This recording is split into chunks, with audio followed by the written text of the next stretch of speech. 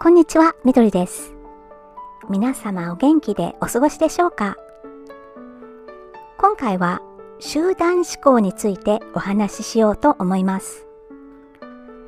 私たちは日々、職場でも地域の活動においても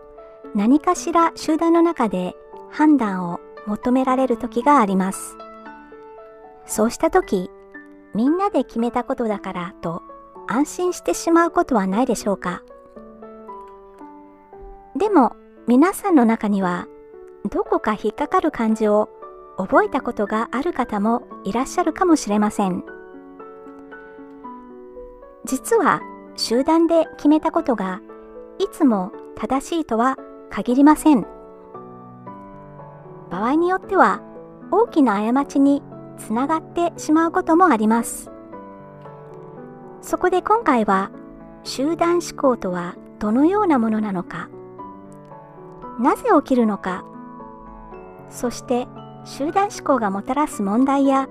それを防ぐためにできることについて考えてみたいと思います。まず集団思考とは何かについてです。これはアメリカの心理学者アーヴィング・ジャニスが提唱した考え方です。簡単に言えば、グループの輪や結束を大切にしようとするあまり、冷静な判断ができなくなってしまう状態のことを指します。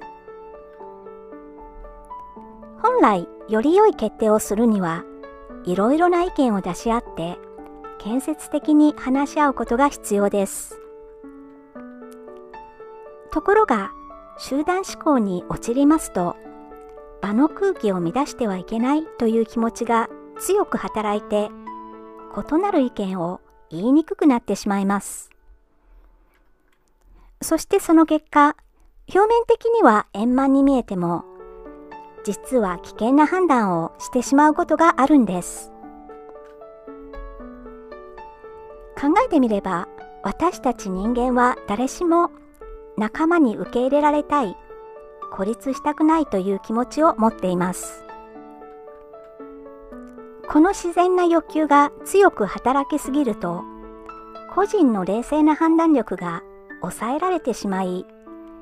グループの一体感を守ることばかりが優先されてしまいます。これが集団思考の根っこにある心理です。ではどのような時に集団思考が起こりやすいのでしょうか？ジャニスは主に4つの条件を挙げています。1つ目は、集団が外の世界から切り離されている時です。外からの新しい情報や意見が入ってこないと、内部の限られた考え方だけで物事を判断するようになり、視野が狭くなってしまいます。企業の経営陣が象牙の塔に閉じこもっているような状態を想像してみるといいでしょう。2つ目は、強いストレスやプレッシャーがかかっている状況です。危機的な状況や時間に追われているときは、じっくり考えるよりも、とにかく早く決めたいという気持ちが働きます。その結果、本来なら検討すべき問題点があっても見過ごしてしまいがちになるんです。3つ目は、影響力の強いリーダーの存在です。力のあるリーダーがすでに方向性を示していると、メンバーはそれに逆らいにくくなります。議論は形だけのものになり、実質的な検討がおろそかになる危険があります。そして4つ目は、メンバー同士のつながりが非常に強い場合です。仲間意識が強すぎると、この人たちを裏切るわけにはいかないという気持ちから疑問に思っても口に出せなくなってしまうんです。ではなぜ集団思考が危険なのでしょうか？確かにみんなが足並みを揃えて素早く決断できるという良い面もあります。けれども、それは一時的なものに過ぎません。最も大きな問題は、批判的に物事を見る力が失われてしまうことです。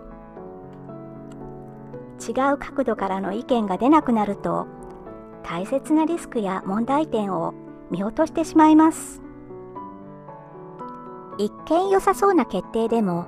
実は致命的な欠陥を抱えていることもあるんです。また、新しいアイデアや創造的な発想も生まれにくくなります。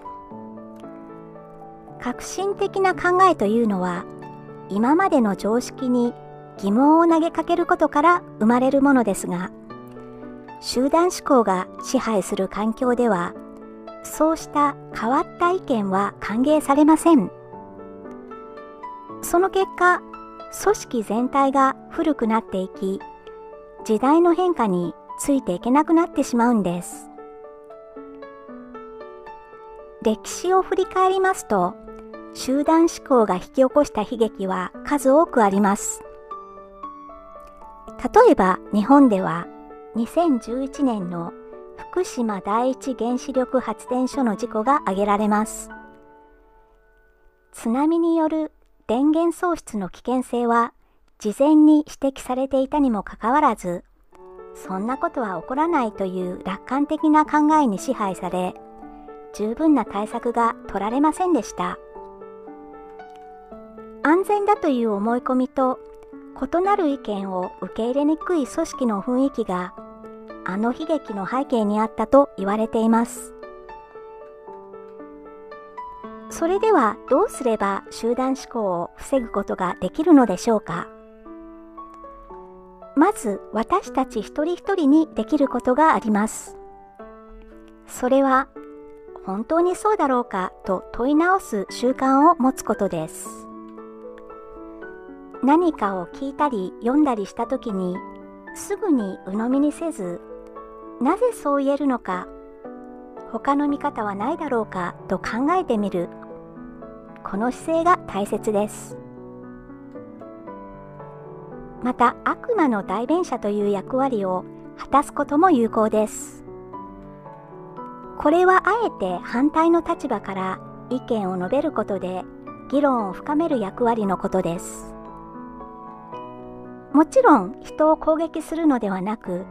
建設的な疑問を投げかけることです。このやり方にはリスクがあるのではないでしょうか。別の選択肢も考えてみませんかといった発言が、より良い判断につながります。そして、いろいろな背景を持つ人々と交流することも大切です。異なる世代や職業、価値観を持つ人たちとの対話は、自分の視野を広げ、思い込みにとらわれることを防いでくれます。組織としてできることもあります。チームを作る際には、似たような背景を持つ人ばかりを集めるのではなく、多様な経験や専門性を持つ人々を集めることが重要です。また、匿名で意見を言える仕組みを作ることも効果的です。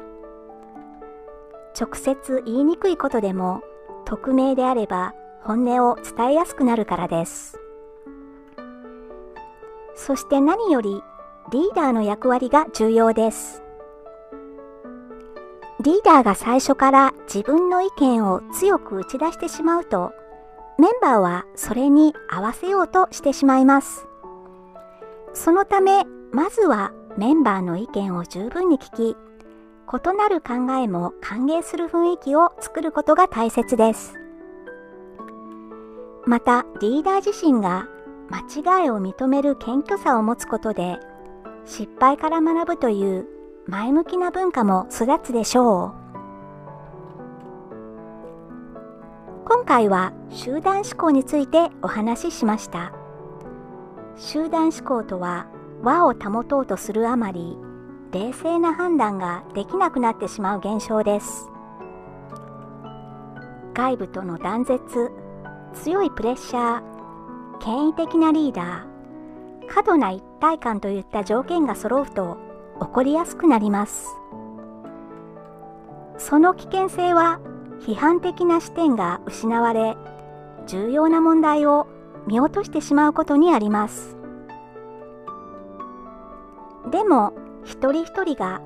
本当にそうだろうかと問い直す習慣を持ち、組織として多様性を大切にする仕組みを整えることで、集団思考は防ぐことができます。次回、何かの会合や話し合いに参加されるときには、ぜひ別の見方はないだろうか、見落としていることはないだろうかと考えてみてください。その小さな意識の変化が私たちの判断をより良い方向へ導く力になるでしょう。最後までお付き合いいただきましてありがとうございました。これからも時々心理学の学びをシェアします。応援していただけたら嬉しいです。よろしくお願いいたします。それではまた次回お会いしましょう。